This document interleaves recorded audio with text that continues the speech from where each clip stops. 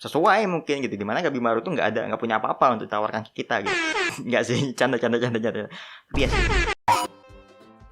Jigokuraku, Hell's Paradise, neraka surga, surga neraka. Hari ini kita membahas sebuah manga lagi yang dimana di manga itu menceritakan tentang seorang shogun yang tertarik dengan sebuah pulau misterius yang katanya di pulau itu terdapat sebuah ramuan keabadian. Demi memenuhi keinginan shogun tersebut, maka dikirimlah sekelompok orang untuk pergi ke pulau itu dengan misi mengambil ramuan keabadian ini. Nah, yang dikirim ke pulau itu bukan kesatria, bukan ilmuwan pintar, tapi malah para kriminal yang sudah mendapat hukuman mati. Ada raksasa ganas, ada bandit gunung, ada ninja yang sangat beringas, dan banyak kriminal lain lah pokoknya. Nah, si shogun ini berjanji gitu kepada para kriminal ini, dimana jika mereka menemukan ramuan keabadian itu dan membawanya kepada si shogun, maka mereka akan diberi hak untuk bebas, untuk membatalkan hukuman mati mereka. Nah, pertanyaannya adalah kenapa malah kriminal yang dikirimkan? Hal ini dikarenakan bahwa sebelumnya sudah banyak ekspedisi yang dikirim ke pulau tersebut. Tapi dari sekian banyak ekspedisi, dari sekian banyak orang yang pergi ke pulau tersebut, hampir nggak ada yang bisa kembali.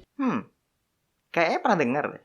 Terakhir kali ada yang balik dari pulau itu cuman sebuah sampan yang isinya bunga. Wait, sampan bukan sekedar sampan, bunga bukan sekedar bunga. Ternyata yang ada di sampan itu adalah potongan-potongan tubuh manusia yang udah hancur dan digerogoti oleh bunga-bunga tadi. Nah, hal ini malah bikin orang-orang itu makin penasaran gitu kan. Apa sih yang ada di pulau itu? Ramuan keabadian itu benar-benar ada atau enggak? Nah, maka dari itu kita akan membahas manga lebih lanjut. Kita akan bahas Jigokuraku dan selamat datang di Wibu Talk. 800 subscriber. Wow, kalian ngapain sih di sini? Tapi nggak apa-apa, selamat datang, thank you udah sub, selamat datang di channel ini yang jadwal uploadnya itu nggak menentu ya, jadi suka-suka aku kapan aku mau ngupload, oke? Intinya enjoy aja semua konten yang ada di channel ini.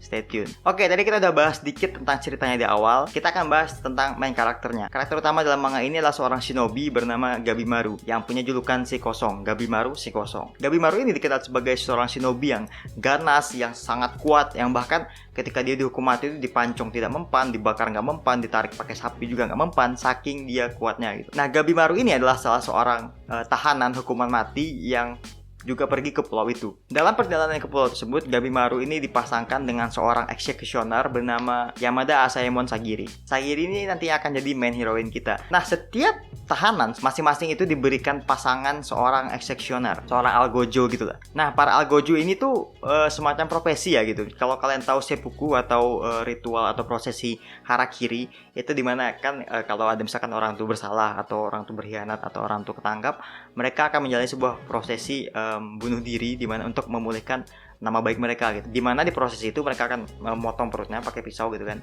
ditusuk, disabet dikit gitu kan. Setelah mereka menyabet perutnya sendiri, maka akan hadir di belakangnya itu ada seorang eksekutor dimana dia akan memancung dan memenggal kepala si pelaku harakiri ini agar dia tidak tersiksa dengan tindakannya tadi. Nah, algojo inilah yang kemudian dipasangkan dengan kriminal-kriminal tadi agar kalau mereka melenceng tiba-tiba gitu kan, tiba-tiba berkhianat, tiba-tiba nggak jadi ke pulau itu, maka set ditebas. Dan tibalah saatnya mereka pergi ke pulau gitu kan. Nah, namanya kriminal gitu kan, gimana pun kondisi mereka ya tetap bakal rusuh gitu kan. Belum sampai ke pulau aja udah rusuh, hanya udah bunuh-bunuhan, belum sampai ke pulau gitu kan. Nah, ketika mereka sampai ke pulau itu, mereka kaget dengan kondisi pulau yang nggak mereka kenal gitu. Banyak bangunan aneh, banyak tanaman-tanaman baru yang nggak pernah mereka lihat, dan tentunya para monster. Dimana monster di pulau itu it's weird. Monster di pulau itu kayak jaga pulau itu dari orang-orang luar gitu kan. Dan mereka harus menghadapi para monster itu, bertahan hidup di pulau itu untuk mencapai tujuan mereka, yaitu mencari ramuan keabadian untuk mendapatkan kebebasan mereka kembali. Oke, mungkin sampai situ aja. Sebenarnya ceritanya ya, poin utama ceritanya di situ. Jadi kita akan langsung bahas ke poin-poin penting dari manga Jigokuraku. Perlu diketahui bahwa manga ini memiliki mengandung banyak sekali unsur-unsur budaya Cina. Bahkan kisah tentang ramuan keabadian ini juga ada di cerita-cerita Cina gitu. Jadi ceritanya itu di masa lalu gitu kan. Kaisar Cina, aku lupa tahun berapa, mungkin bisa kalian searching sendiri di Google, memerintahkan seorang ilmuwan bernama Jofuku kalau di manganya dibilang, untuk mencari ramuan keabadian ke negara ke timur atau apa gitu kan, pokoknya ke arah Jepang, intinya ke bagian kepulauan di Jepang dari Cina gitu. Itu akan jadi poin penting di akhir manganya nanti, jadi aku nggak akan kasih tahu apa-apa soal itu.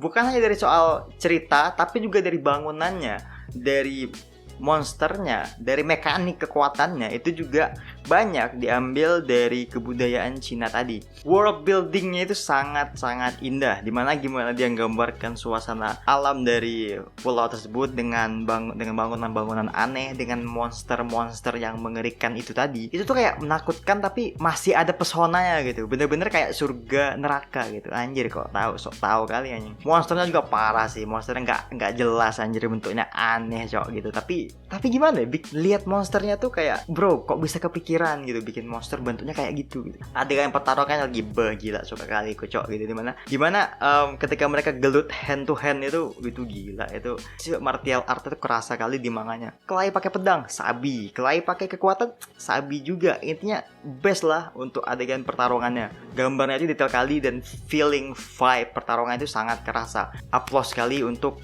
bagian pertarungan dari manganya. Tapi di samping world buildingnya yang bagus, gambarnya yang bagus, actionnya dan adegan pertarungannya yang bagus, manga ini masih memiliki poin yang menurutku agak kurang. Poin itu ada pada karakter utama dan main heroinnya, karakter utama dan karakter cewek utama di manganya. Dimana menurutku mereka berdua ini kayak nggak ada kepribadian mereka itu yang menonjol. Gabimaru misalnya MC kita gitu, dia tuh anjir, dia tuh karakternya tuh edgy kali cok gitu, kayak beliau lah gitu. Ya walaupun dia tuh OP gitu, overpower gitu, tapi kayak nggak ada karakternya sama sekali. Ya mungkin karena julukannya juga gitu kan, Gabimaru si kosong gitu kan, sampai kayak sesuai mungkin gitu. Dimana Gabimaru tuh nggak punya apa-apa untuk tawarkan ke kita gitu.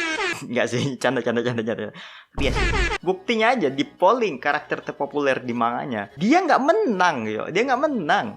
Posisi 3 malah, cok, MC posisi 3. Mending jadi karakter sampingan. Tapi karakter yang juara itu memang yang karakter terbaik sih menurutku di manganya. Belum lagi kalau kita bahas heroinnya. Heroinnya tuh beban, cok, serius beban. Tujuan hidupnya tuh nggak jelas itu. Mungkin di awal-awal dijelaskan kalau dia tuh kayak eksekusioner yang kayak berat hati gitu kan. Dia selalu terbebani sama kayak dia udah bunuh beberapa orang gitu kan. Dia udah menyiksa berapa orang gitu kan, kemampuannya kurang lah segala macam bla bla bla gitu kan. Dimana aku pikir dengan dia ke pulau itu, dia akan jadi karakter yang lebih berkembang, lebih dewasa dan lebih bisa menyelesaikan beban-beban masalahnya gitu. Jadi proses pembelajaran lah bagi dia. Lama aja dia karakter sampingan anjing. Nah mungkin itu tujuan mangakanya yang aku sendiri mungkin nggak paham. Jadi mungkin ya gitulah gitu. Overall manga ini bagus sekali, dunianya itu indah, fight-nya gila, dan unsur-unsur pendukung lainnya itu menurutku pas ditambahinnya. Jadi bikin manganya itu asik untuk dibaca. Manga ini menjelaskan tentang sebuah proses gitu kan, sebuah perjalanan untuk berproses, perjalanan untuk menjadi lebih baik, perjalanan untuk mencari tujuan hidup. Dan dimana tiap karakternya itu saling terkait satu sama lain, bahkan ada interaksi antar karakternya itu yang bikin sedih, bikin nangis gitu kan. Dan ya, manga ini manga terakhir yang bikin aku nangis selain One Piece ya. Banyak kali momen menyentuh yang ada di manga ini, kegembiraan, kesedihan, keputusasaan, amarah. Itu penuh menyelimuti perjalanan karakter-karakter di manga ini. Jadi kalau kalian suka yang kayak gitu dan mencari bingung pengen baca manga apa, bisa kalian baca. Oh ya BTW anime itu OTW ya sama MAPPA. Jadi ya wajib ditunggu lah gitu kan. So, mungkin itu cuma bahasan kali ini. Klik lagi ke kalian suka, komen pendapat kalian di bawah, dan sampai jumpa di video selanjutnya. Jane.